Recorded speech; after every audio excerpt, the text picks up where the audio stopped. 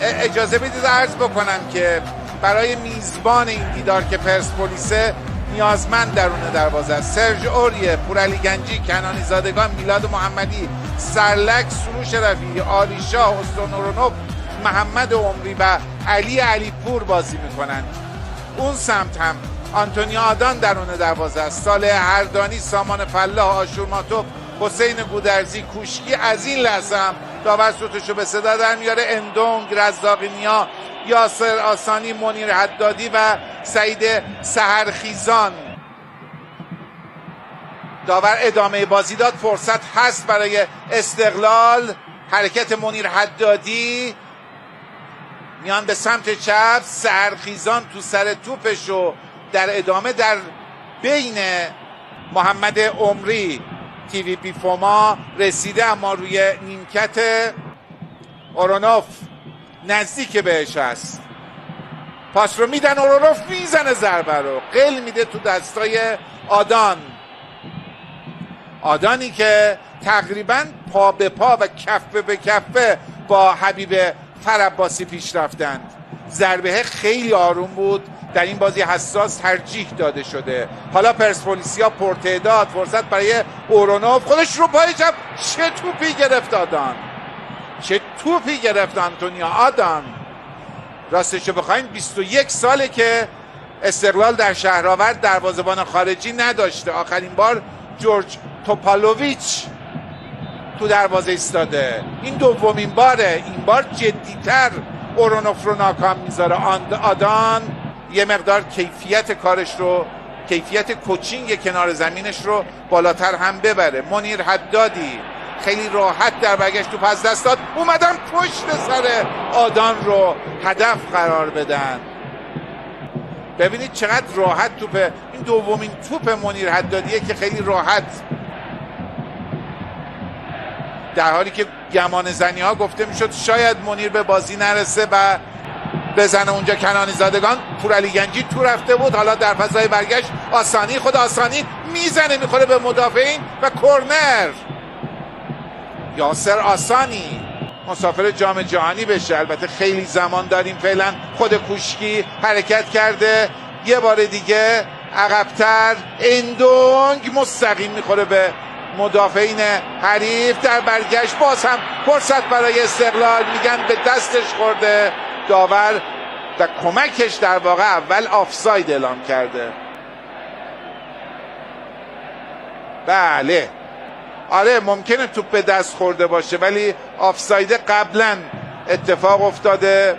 سامان فلاح مقابلشه، خود علی پور رو پای چپش میزنه، اما به کجا؟ عارف آقاسی و آرمین سهرابیان امتحان شد. آشور ماتوف و سامان فلاح همین چهره. بعضی وقتا عارف غلامی میاد، یه حرکت از سمت راست، ببینیم خطایی در کار هست یا نه.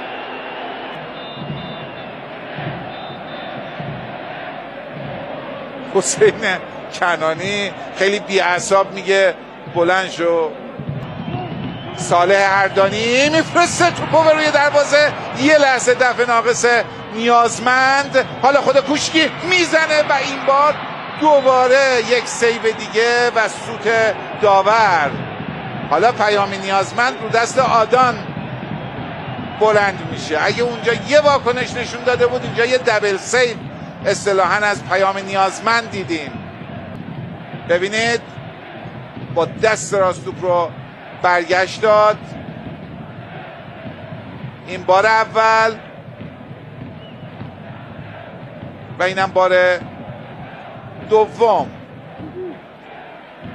علیرضا کوشکی، نگاه میلیون ها نفر در سراسر ایران، شاید منطقه بهش باشه، خب جذابیت بیشتری داره و انصاف بیشتر این رو حکم میکنه.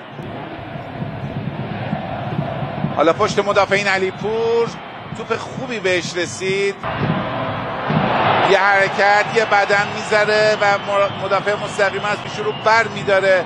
گودرزی، سحرخیزان یه گل حساس رو به فولاد زد و روحیش بالاست. صالح هردانی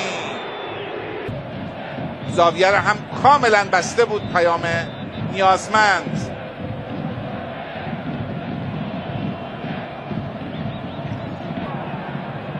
رو به جلو فرار میکنه ساپینتو با فریاد گوی خودش که برید به جلو. کوشکی یه بار دیگه، سحرخیزان، آسانی رو دستش حرکت میکنن. خود یاسر آسانی ضربه رو میزنه. اوه اوه، شلیک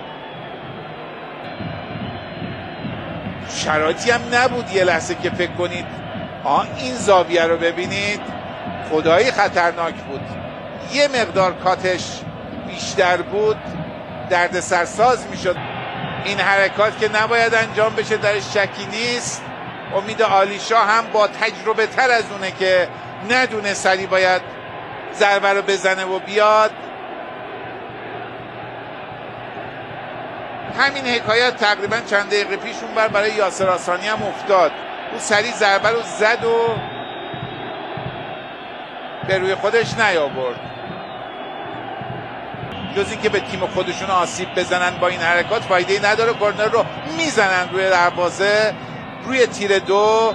حالا در اختیار اورونوف. اصلا جالبه داور این بر بود کورنر رو که زدن، بعد این دوستایی که نامه آقا وحید کاظمی اصلا نیست، کی گفت سوتو زد؟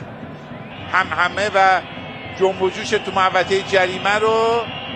حالا ضربه کورنر رو میزنه روی تیر 2 و این سری که این صحنه قبلی و برخورد قبلی بود که دیدید، میریزن توپ رو به روی دروازه استقلال. آدان از دروازه میخواد بیاد بیرون، یه لحظه صد راهش هم شدن، این شوت هم راه به جایی نبرد.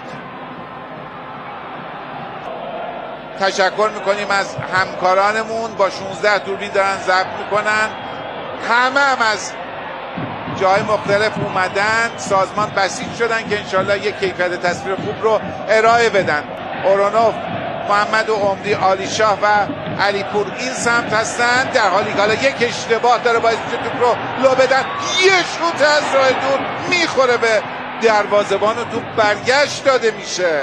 گفتنی ها رو بین دو نیمه گفتن. ببینیم اینجا که اومدن توپ رو گرفتن، یه شوت مستقیم جایی که پیام نیازمند حضور داشت، درگیر با اندونگ بود، نقشه بر زمین شد، اما توپ برای پرسپولیس میفرستن به دروازه فلاح. یه بار دیگه مصرف آب رو نصف کنیم در واقع در دستور کاره.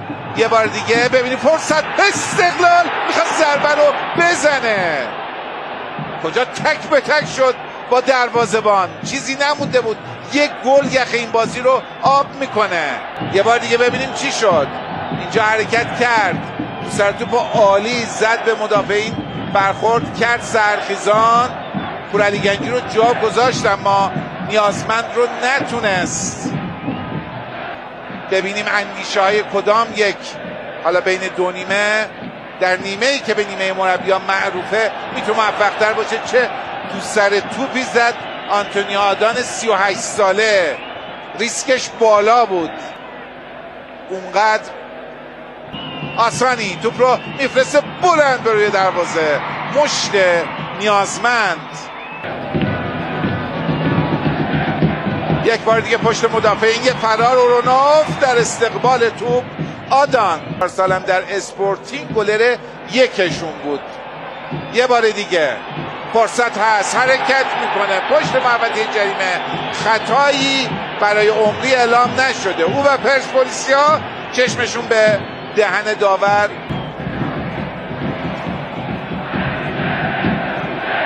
علیپور، سامان فلاح مراقبش بود، اورونوف اضافه میشه، یه پاس تو در، فرصت هست، میفرسته کجا؟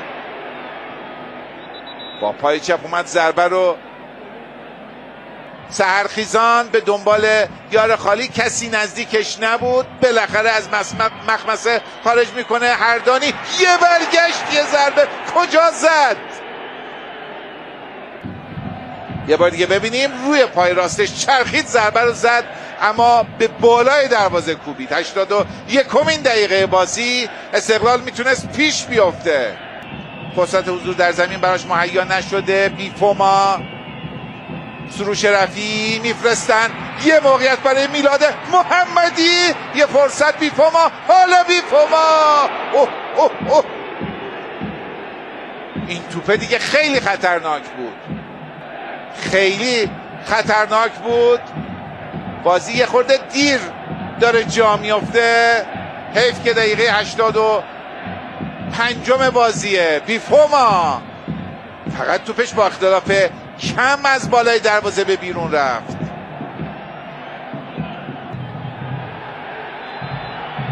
بیفوما یه مقدار حالا تنش اونجا بالا میگیره. به هر حال بهتره به نظر داور تمکین کنن. آقای وحید کاظمی میگه که آقا اصلا چه خبره، نیازی نبود اینقدر همه بریزن تو زمین.